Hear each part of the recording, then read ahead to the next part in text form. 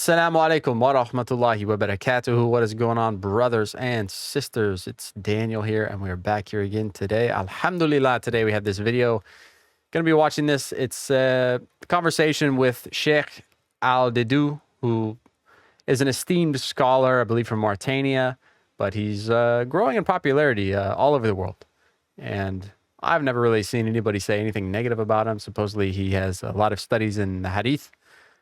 And here he's going to be supposedly giving a sort of message to the current Arab leaders. And unless you've been sleeping under a rock for the last several months, you're aware that there is a large number of Muslims in the world currently that are largely unsatisfied with the current Arab leaders' reaction or lack of a reaction to the injustice that we see happening in Gaza. And yeah, a lot of people speak out about it and say, hey, they are not acting correctly as Muslims. You know, so I hear a lot of that. I also hear a lot of people saying that we shouldn't even be saying stuff like that because it's technically backbiting. However, I know that there's a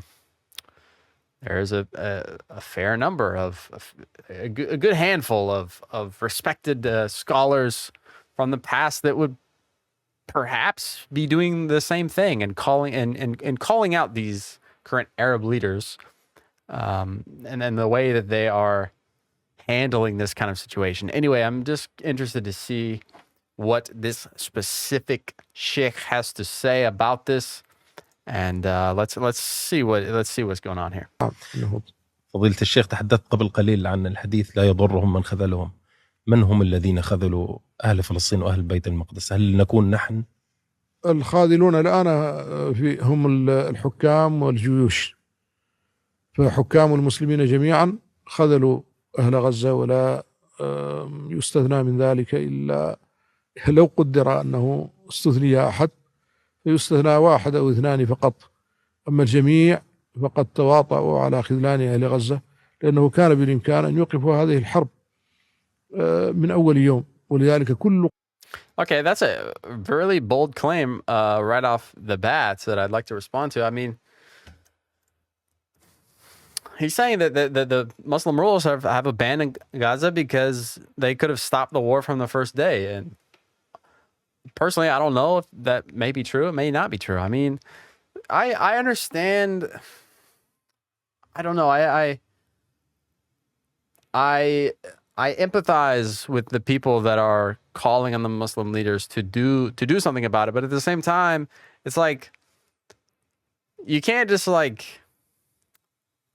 can't just drop a bomb on Israel and think that that's going to solve any kind of problem. Like, what's the quote?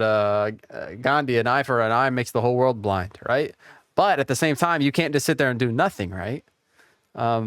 So I don't know what the answer is here, but he's saying that they could have stopped this war from the first day. Maybe he knows something I don't know, but to me, that seems like, really, is that really true? Because if all of the Arab world would have attacked Israel, which I'm not sure that's what he's implying, but if it is, I'm just not sure that really would actually help anything. But I don't know. Is that the right thing to do? I'm not sure. ولذلك كل قطرة دم قطرت في غزة فهي في أعناق حكام المسلمين جميعا، سيحاسبون عليها بين يدي الله ويوقفون عليها، وهم ضامنون لكل ما يقع من الإتلاف والإفساد والتتبير والتهديم والتهجير. كل هذا في أعناقهم جميعا وهم مسؤولون عنهم. فمن المعلوم أنه لو تكلم واحد منهم كلمة جادة لكان ذلك سببا لإيقاف الحرب كما جربنا من قبل. What do you say? If they said to stop the war, that would be a reason to stop the war. If one of them seriously puts their foot down and tells Israel to stop the war, that would be a reason to stop the war. Maybe a poor translation there, but I think I see what he's saying. Like they need to put their foot down at least on, maybe not attack, but say hey, you got to stop this. إيقاف الحرب كما جربنا من قبل مع الشهيد محمد مرسي رحمة الله عليه، عندما قال لن نترك غزة وحدها، وأرسل رئيس وزرائه والوفد المرافق له فتوقفت الحرب. فلو أن أي واحد منهم قال ذلك الآن، سواء كان رئيس تركيا أو كان ملك الأردن أو ملك السعودية أو رئيس مصر or أو all of them. أي رئيس أو قائد من هؤلاء القادة، وظهر الجد في قوله، فستكون مثل ما كان من قبل وتتوقف الحرب. فلذلك إن شاء الله. هم Maybe. الذين خذلوا. وكذلك الجيوش، كثير من الناس يظن أن هذه الجيوش معذورة لأنها تتلقى الأوامر، وأنها بمجرد تلقي الأوامر سقطت مسؤوليتها، وهذا غير صحيح.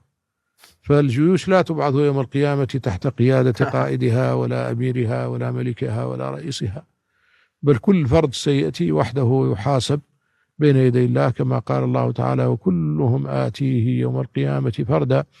وكما قال تعالى: يوم تأتي كل نفس تجادل عن نفسها وتوفى كل نفس ما عملت وهم لا يظلمون. فكل فرد منهم سيأتي بين يدي الله يدافع عن نفسه وحده. You know, I always feel like the value of a scholar is in direct correlation with how often they reference the Quran and the authentic hadith when they speak. Just what I think. It's just like when you hear a scholar and they talk, and not once do you hear them mention anything from the Quran or hadith, I'm skeptical of them. You know, rightfully so, I think. But when you hear them and they talk a little bit and then they reference the Quran and then they kind of expound on that, and then they go back and reference the Quran again, and then they kind of explain something and then reference the Quran again, I find that those scholars are more trustworthy, and I hold their opinions in higher regard. يجادل عن نفسه ويخاصم عن نفسه ولا ينفعهم الذين يخاصمون عنهم اليوم ويلتمسون لهم الأعذار فإن الله. All right, this is going a little bit fast, or maybe I'm just slow, but I'm just going to go back just a little bit here. يخاصم عن نفسه ولا ينفعهم الذين يخاصمون عنهم اليوم ويلتمسون لهم الأعذار فإن الله قال: ها أنتم هؤلاء جادلتم عنهم في الحياة الدنيا فمن يجادل الله عنهم يوم القيامة أم من يكون عليهم وكيلا. فالذين يجادلون عنهم الآن ويظنون أن هؤلاء معذورون، ومع الأسف هذه النظرة سائدة في كثير من الشعوب. فمثلا في الأردن الناس يريدون قطع الخضروات والبقول والفواكه عن الكيان الصهيوني، فيتعرض المواطنون لمنع ذلك، تأتي الشرطة والجيش ويفرقونهم، والمواطنون يعذرونهم يقولون: هؤلاء ما لهم حول ولا قوة إنما هم مأمورون.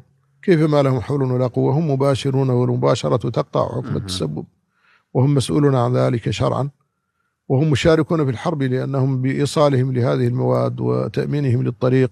الطريق تبدأ من الهند وتمر بالدول العربية حتى تصل إلى فلسطين. فكل من شارك في هذا الإمداد أو تأمين الطريق أو عدم قطع هذا الإمداد عن الصهاينة هو مشارك في الحرب، وهو خاذل لأهلنا في فلسطين. Okay, so it seems like he's advocating mostly for a boycott of some sort. Like, don't export any food to them. Tell them to stop the war, which I think is absolutely 100% reasonable. At least where I stand right now. And if maybe, I'll be corrected in the future if anyone gives me any kind of authentic hadith or something to change my mind, but that seems very reasonable to me. Seems very reasonable. And I can only imagine if I was, if I myself was in Gaza right now and everything around me is perishing and my family's dying, my friends are dying, and all this horrible stuff is happening, I can only imagine feeling the frustration of knowing that the whole Muslim world is like continuing to do business with the very people that are oppressing my people and me as an individual. You see what I mean?